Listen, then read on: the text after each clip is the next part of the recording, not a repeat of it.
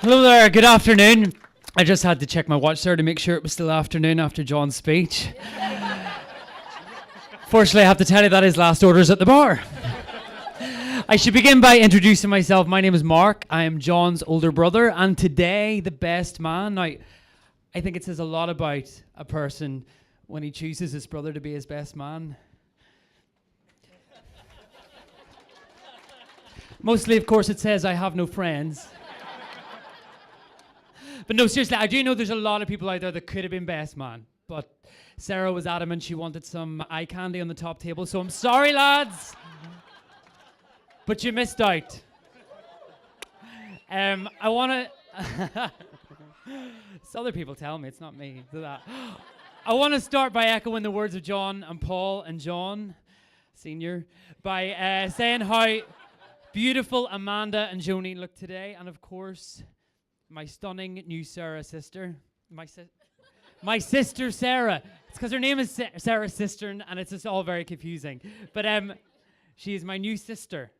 I used to literally walk up and down the street when I was a kid telling people that I had an older sister or a sister in boarding school. And today I finally got one. And you are beautiful. From the first day I met you, I thought, you're cool. Thank you for marrying him. That's all I've got to say about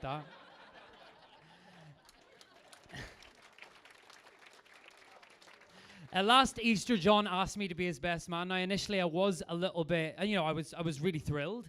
But the panic began to set in, so I went straight to Amazon and purchased the most important piece of literature I think I'll ever purchase, How to Be a Best Man for Dummies.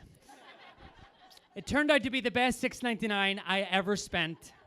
Because what do I know about being a best man? No one ever invites me to their wedding. I'm much more of a night-do kind of friend.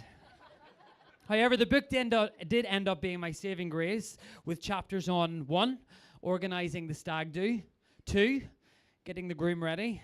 And I think you'll all agree with me that John looks exceptionally dapper this afternoon. I think Sarah will be thrilled to bits with what I've been able to achieve with such limited resources. I couldn't do anything about the nose, though.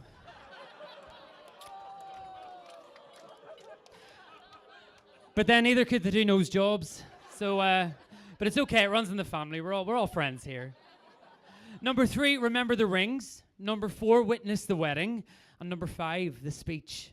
Now, I have to admit, it was the speech that was giving me sleepless nights. I mean, how can I stand here and try to embarrass my perfect role model of a brother?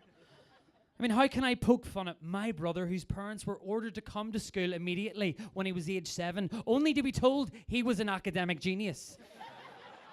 My brother who finished his schoolwork perfectly and before everyone else, that his teacher had no choice but to tell him to go to a wee sleep. I mean, however, there's one thing. I can't believe I'm going to... Okay. Sarah, you aren't John's first love. John met his first love in 2007 in Belfast. It was Christmas time. There was snow on the ground, a bit like today. John was young, he was impressionable. He fell for someone much older. Someone who was already married. Someone who had children. Someone who lived thousands of miles away. His name was Bruce Springsteen. An unhealthy obsession was born. John has seen Bruce Springsteen over 20 times. Now, some people would call him a superfan. Others, including Bruce's lawyer, would call him a stalker. John's obsession posed problems when he met Sarah. Because what if Sarah doesn't like Bruce? What if Sarah doesn't like playing Bruce in the car? What if Sarah doesn't like hanging Bruce in the living room? What if Sarah was normal? I mean, John devised a clever plan. He would wear her down, and so he has. Sarah has been to see Bruce in Ireland, England, Spain, Australia, where she did not see him once, not twice, not 3 times, but 4 times. I think it's safe to say, Sarah, there are 3 people in this relationship. They say love is blind, but I think love may also be deaf. But in all seriousness, I thought Springsteen aside, it's okay. I'll go on the stag do. I'll get some dirt on him there. Be fine. Alas, that wasn't meant to be. Our stag trip to Amsterdam culminated in a beautiful bike ride around the city. No, seriously, that's literally all we did. I hate to disappoint you, but I have nothing on him. Suffice it to say, my brother is the most caring, loving, generous, loyal, down-to-earth, straight-up guy you will ever meet. Crap. So after months of fretting, I decided the only way to sing my brother's praises was to do just that. Through the medium of song. So as I said, I'm John's older brother. It's 5 years older, in fact.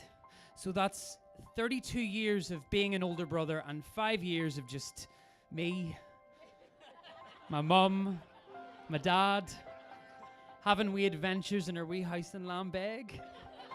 Built specifically for 3 people.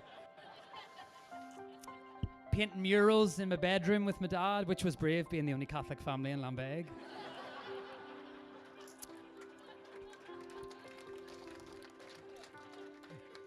Baking cakes with my mom and getting to lick the bowl and generally just having the most wonderful time. And then, one April, on my mom's birthday, you couldn't even let her have that, could you? Everything changed. Just wait for my cue here. It was 2 hours before midnight in a hospital in 85.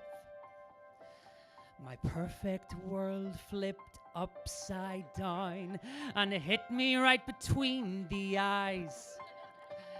They brought him home in a bassinet and I had just got out of bed. I peered inside to see what I'd find, just a baby with a massive head. And all of his aunts just oohed and ahed, and I was told to sit down and shut up. Ooh,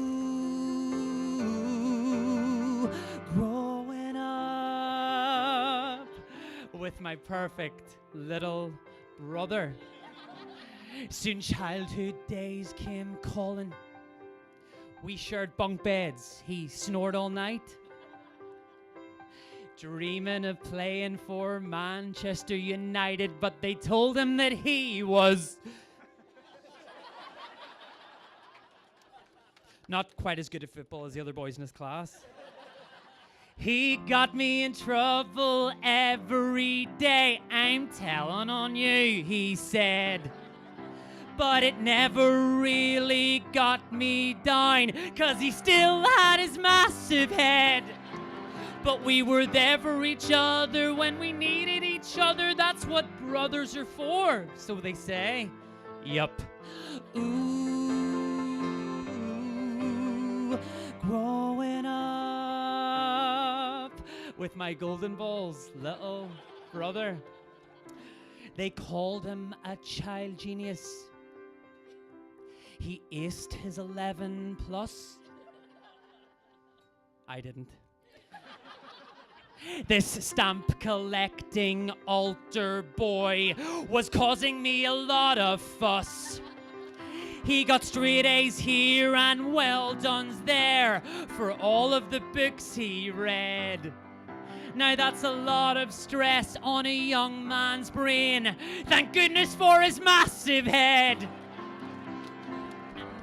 I've lost my lines right now, and that was great because you're really smart. Ooh, growing up with my clever little brother, who is now a corporate lawyer specializing in construction litigation.